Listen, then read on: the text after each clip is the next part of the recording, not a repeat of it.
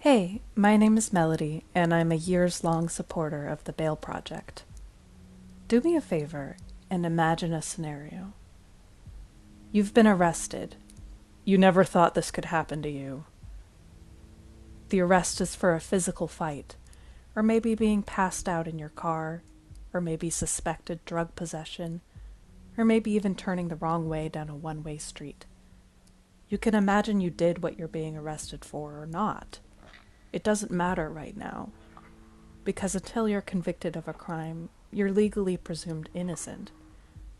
At least that's how the US criminal justice system is supposed to work. You're brought to jail. The judge has no reason to suspect you pose a serious danger to the public, but that doesn't matter either, because the default in most states is to make your release from jail prior to a trial contingent on bail. $350, or maybe $1,000, or maybe $50,000, or $150,000. It doesn't matter because you can't pay it. You're living paycheck to paycheck. And this means that you're stuck here in jail for however long it takes your case to be brought to trial. That could be 2 months, 6 months, a year, or more. In your absence, your beloved pet is taken to an animal shelter. Your kids are pulled into foster care. You quickly lose your job, your apartment, and you are innocent, sitting in jail because you can't afford to buy your freedom, like 500,000 others in the United States at any one time. And conditions are abysmal. When you finally get your case brought to court, you take a plea deal just because you can't bear the risk of spending a minute longer than necessary in prison. Now you have a conviction that will follow you your entire life, making it difficult to get a job, get a loan, get housing. You find yourself getting poorer and more desperate, and the community suffers for generations to come. This is not the way things have to be.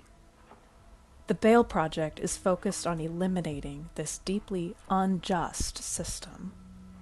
One of its efforts is the National Revolving Bail Fund, which puts up bail for those who need it most, and the organization follows this with their Community Release with Support model.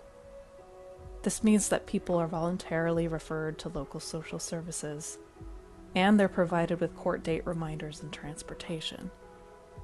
The over 30,000 people supported by the Bail Project have made over 111,000 court dates, with a 92% return rate, which is higher than rates of those who were released after paying a bail bonds agent. The Bail Project has proven that it's not the threat of permanently losing their bail money that keeps people coming back to court. It's navigating work or childcare schedules, lack of transportation to get there, confusion over how the system works. And after all that, a third of the Bail Project's cases are ultimately dismissed, showing even more clearly that making anyone spend time incarcerated because they can't pay bail is a profound miscarriage of justice.